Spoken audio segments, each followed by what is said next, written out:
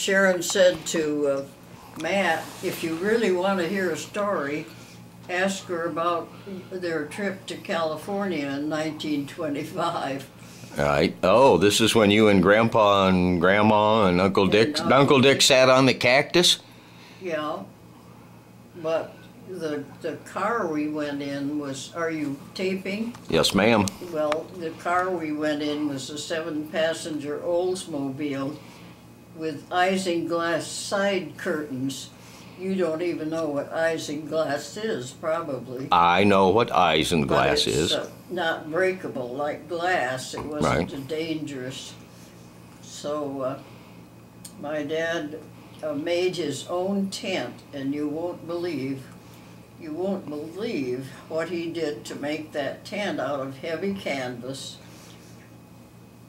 He sewed it on my mother's little old treadle Singer sewing machine. Right. And he waterproofed it by heating up little pans of beeswax on her stove, her little gas stove, and painting it with that when it was all finished. And I remember him painting the joinings so that it wouldn't rain in there. And this was 1921, 22? 1925. 25. Right. He was drove all the way from Michigan. What? Drove all the way from Michigan to California, Los Angeles. Berkeley, California. Berkeley. To exchange summer teaching of speech with a friend of his there.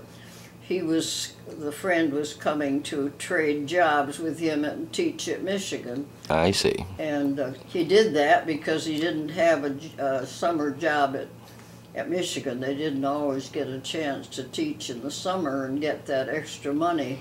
Mm-hmm. So he needed the money. And how long? Adventure. How long did the trip take from Michigan to Berkeley? I don't know, but my mother has a diary of it. She doesn't tell details, but it gives the timing. It's Jan has all of the family records now, except a few she's going to bring from here, but she has those. And we wore khaki outfits with a midi blouse and a silk. The girls had brown ones, and the fellows wore gray flannel shirts. And when they got out in the desert, they took their shirts and put them in a flowing stream and put them back on to cool themselves. But when we started out and we went through Jackson, there was only one road left, and as you got into the west, it was an unmarked road. And at one place in Green River, Utah, my brother, who was 18, had to walk out ahead of the car in this stream as we carefully went over the smallest rocks we could find. No bridge, right? No bridge. But there was no track. He had to go ahead to see where the road came out, because the road went through the stream. Yeah. So, so you went to Chicago? We went south of Chicago. We went through Carthage. We went through Joplin. Okay. And this old Route 66 was the only road west then. Right, but this was driving to Berkeley? You had to go all the way south like that? We went through Jackson, and I can't remember, south of Chicago. And Route 66. It dropped down through Illinois to St. Louis, I think. Right, and then through Joplin. And through Joplin, wherever 66 Oklahoma went. City. And then when we got into Kansas and were thinking we were going to see our first mountains, we had never seen mountains even in the east. And so we kept looking for this. We knew it would be a blue line in the distance. And I don't know who was the first one to see it, but kids were trying to be the first one to see the mountain. So we finally saw it. And my brother, the only camera, of course, he had was a great big Brownie box camera, the first camera. And he took a picture of that. And those pictures are so that you can't see very much in them. And all the mountains were just a gray line along the horizon. We took that. We were so thrilled to see those were the Rocky Mountains.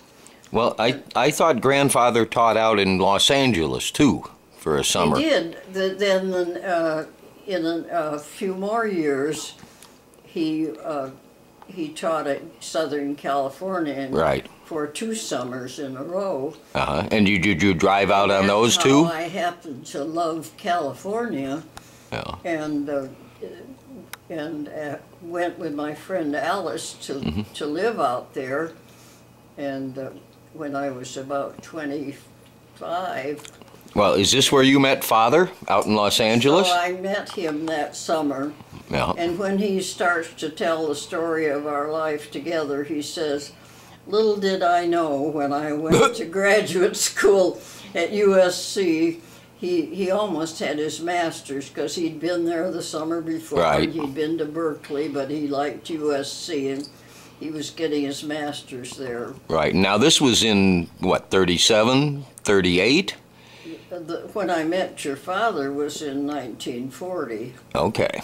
So grandfather, between 1920 and 1940, went out there maybe two times? Out there 2 or 3 summers. Right, but every time you drove out? Yes, every time we drove out. In the same car, or? We never drove and camped. Right. And the last time I had a collapsed lung from being in a loop-de-loop in a carnival that had collapsed my lungs. So my mother and I went on the train. Yeah. I couldn't take the trip. Now, exactly how did you meet father at USC? Well, the very night we had an apartment all set, and he had just gotten in and been there a few days with another teacher from the little college Right. in Durango. Fort Lewis. And they were roommates for the summer, going to summer school, getting credits, Right. being both teachers. And so they had been there about a week, and I think we just arrived, and that afternoon his roommate came down. He already knew Alice, and so he came to greet her for another summer, dating or something. And he met me then, and so he brought Bill over that evening. We barely got settled before Bill and he came. And So you I still remember Bill walking in the door. In those days, he wore dark slacks and a white shirt. Maybe a tie and maybe not, but that was the casual wear. Right. And we just looked in each other's eyes, and he said, "I hate to say it, but I felt like a ton of bricks." He had no doubt that it was right from that moment. So And if you I thought he was pretty nice, but what really enchanted me was his stories, his mind, and what he was interested. He was such an interesting talker, and he had all kinds of stories. I believe I've inherited some of those characteristics. Yes, and you know where they came from, I believe, is because his grandfather came from County Kerry, Ireland, and the County Kerry people are known as, they had wandering storytellers to amuse them, and they were known as great storytellers. So he always loved to just have a dinner party for 8, and we'd talk then. But we fell in love with California when we stayed in Berkeley that 1925. I was only 10 years old. Uh-huh. And we went to everything. We went to Muir Woods, and we were able to drive our 7-passenger car underneath the redwood that has a road cut through it. The tree was so big. Right. And they no longer allow anyone to do that, but we did. And the other important thing we did was we went to Yosemite Valley in that 7-passenger car with the brakes that you would wonder about. Oh, I haven't gotten acquainted with this cat. The other one was more, this one disappeared while you were gone, but the other one got friendly. This is a beautiful cat. Well, as I say, it's older than you. It's 105 years old. For a cat. For a cat, yes. Yeah, for a cat. Well, you are a wonder. How do you feel? You know, I still have no pain. They've got this pain team to take care of me if I do. But my nurse said that her husband's grandmother died of pancreatic cancer, and she had no particular pain. So, you know, that's given, you know, the dice may go one way or the other. So, right. But anyway, that everything in California was like Wonderland. Yeah.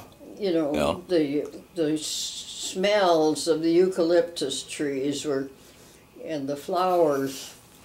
The only thing that was funny, we thought, was in Berkeley, they had fleas then. They hadn't invented these new things that would kill off things like fleas. And the cops would stand on a little box in the middle of an intersection to direct traffic, and they would reach down and scratch their flea bites. Yeah. We thought that was pretty bad, but anyway.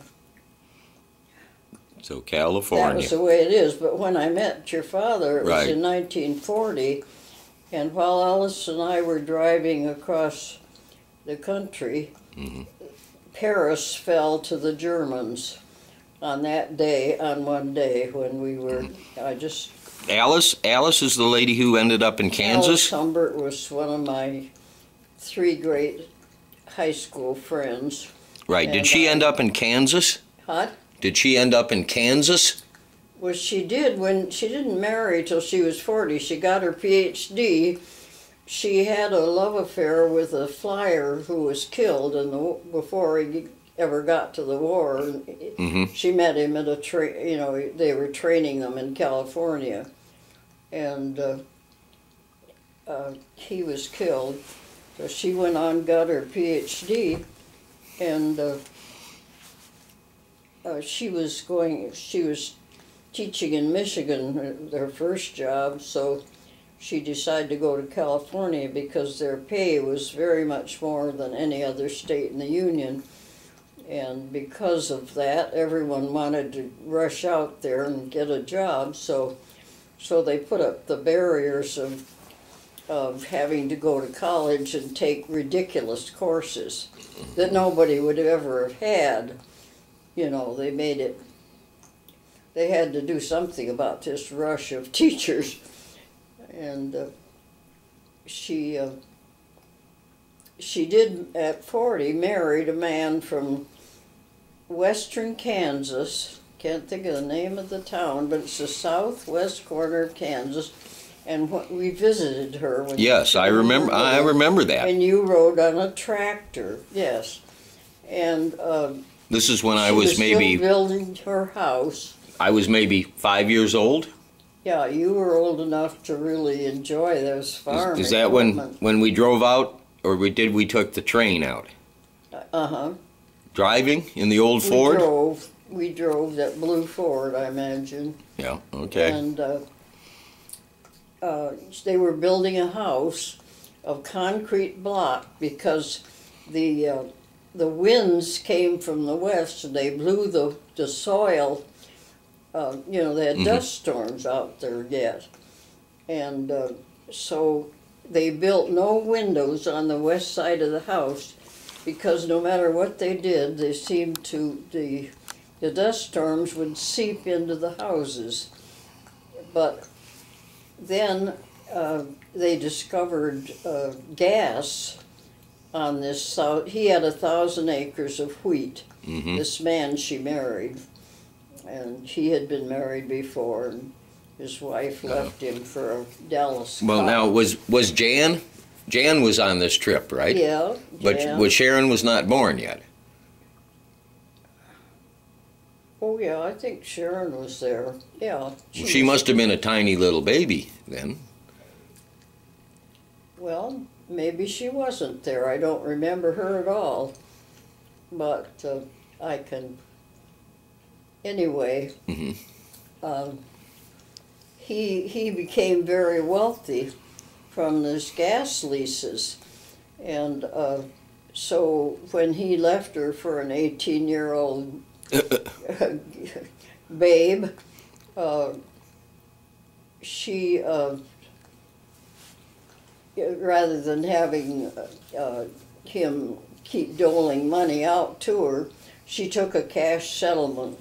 And that was the best thing she ever did, because after that she was wealthy, but she didn't run in a wealthy crowd, so she tried to live in ways that that wouldn't show that she had this cash in the bank. But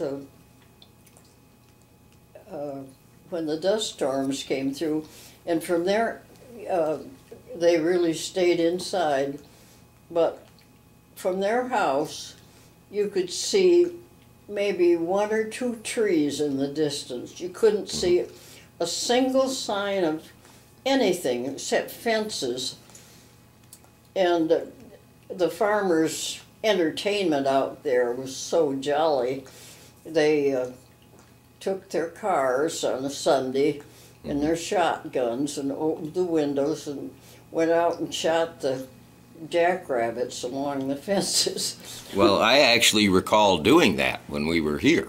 Yeah, he took us out, but I don't know. I don't think we shot anything, but we were didn't trying find to. any. We were looking for We them. were looking for them. Yeah, those jackrabbits were so funny. They leaped up in such a peculiar way. But I'm going to turn this off now for a please moment. do. Oh, no.